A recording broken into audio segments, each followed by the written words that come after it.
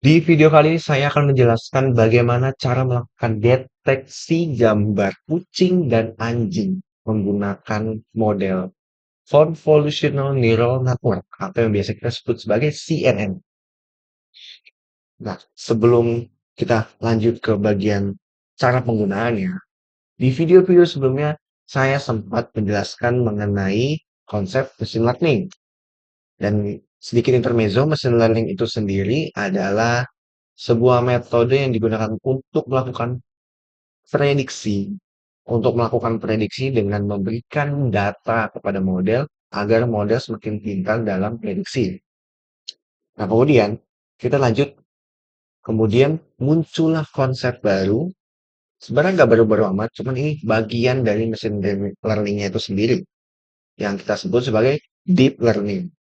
Deep learning adalah bagian dari machine learning yang tugasnya itu sama, memberikan data kepada si model.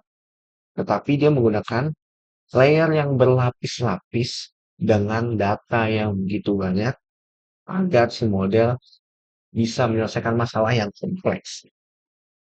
Nah, kemudian kita lanjut ke bagian Convolutional Neural Network atau yang bisa kita sebut sebagai CNN. CNN ini adalah base-nya, fondasi utamanya adalah deep learning.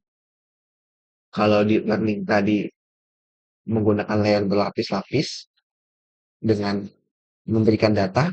Kalau misalkan CNN, layernya juga berlapis-lapis, tetapi datanya adalah gambar. Jadi tugasnya CNN ini untuk mengekstrak dan memproses dan menganalisis data gambar.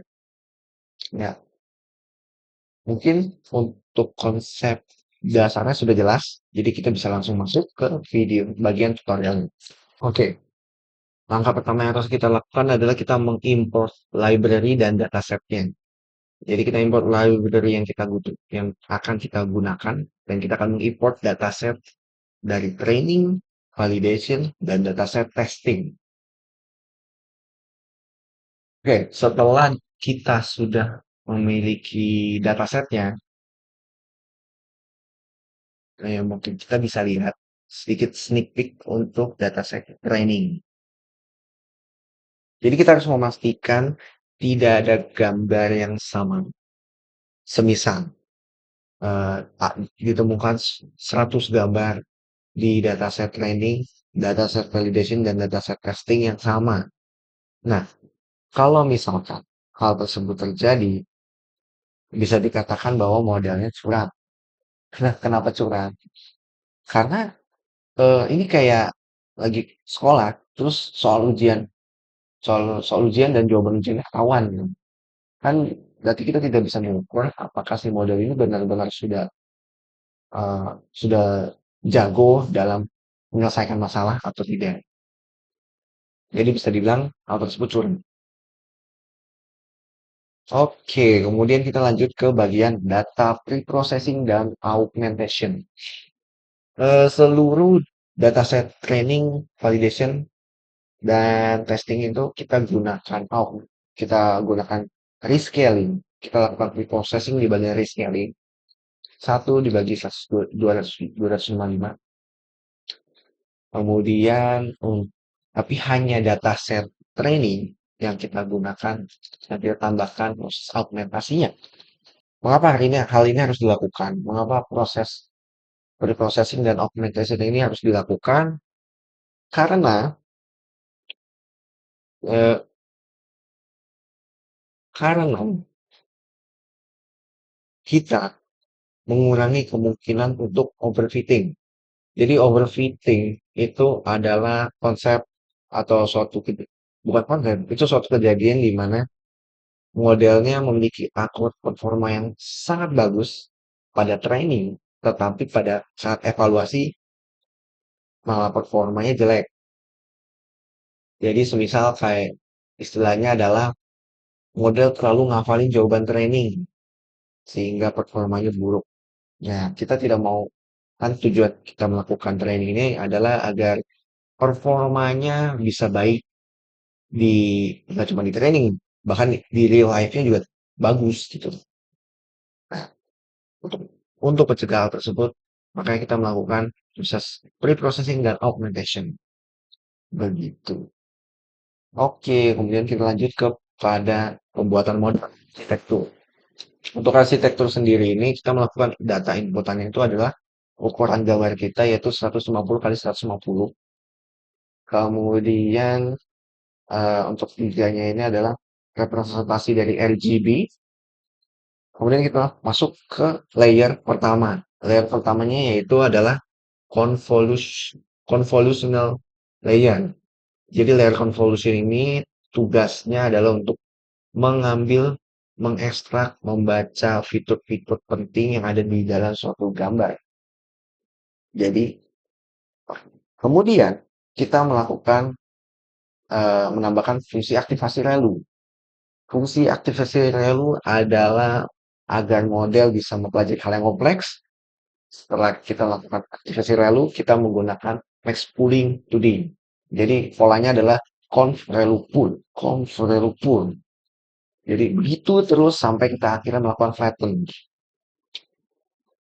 Oke, kemudian kalau di contoh kasus kali ini saya hanya menggunakan layer sebanyak berapa ini? Satu, dua, tiga, lima lah. Kayaknya saya hanya menggunakan lima hidden layer.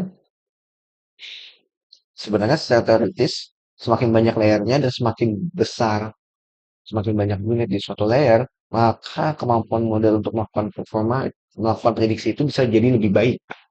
Akan tetapi untuk karena ini hanya untuk memperkenalkan kalian pada konsep CNN, jadi saya hanya menggunakan layer sebanyak 5. Dan bahkan 5 aja kayaknya udah lama ini. Udah cukup bakal. Kemungkinan akan lama proses trainingnya. Kemudian kita masuk ke bagian flatten. Setelah kita melakukan proses conv relu itu kita melakukan flatten. Jadi hasil gambar yang sudah dikonvolusi itu akan kita ubah menjadi kita apa namanya?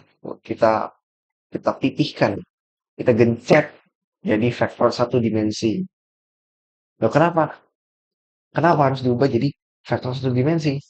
Agar kita bisa, agar si model bisa melakukan klasifikasi. Jadi model bisa melakukan klasifikasi jika vektornya sudah satu dimensi. Begitu. Kemudian setelah kita melakukan flatten, kita melakukan, kita tambahkan juga layer dense satu dengan konvolusi elu. Kemudian kita tambahkan untuk layer terakhir yaitu untuk outputnya sebanyak satu dengan aktivasi sigmoid. Kenapa sigmoid?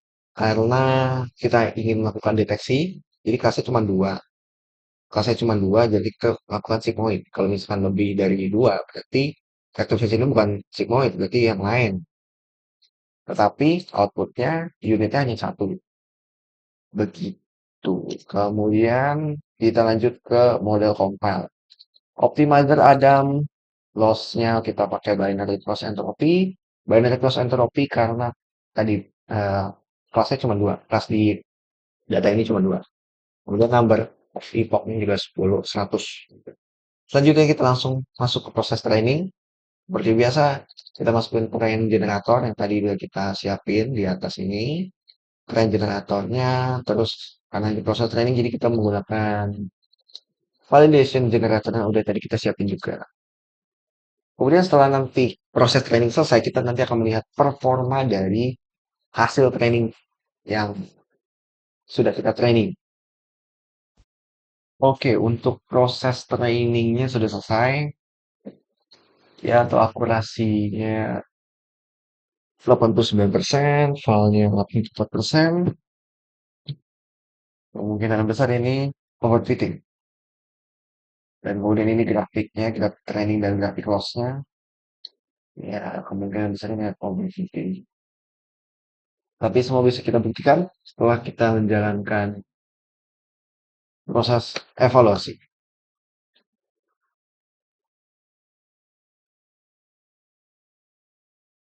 Ya, betul. Untuk akurasinya 52%.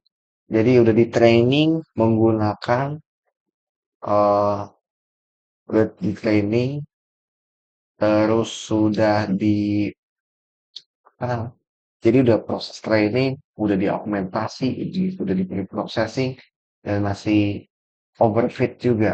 Berarti kita harus menambahkan mungkin di bagian pre-processingnya kita harus tambahkan lagi dan di bagian augmentasi kita harus tambahkan lagi. Ya, sekian video kali ini.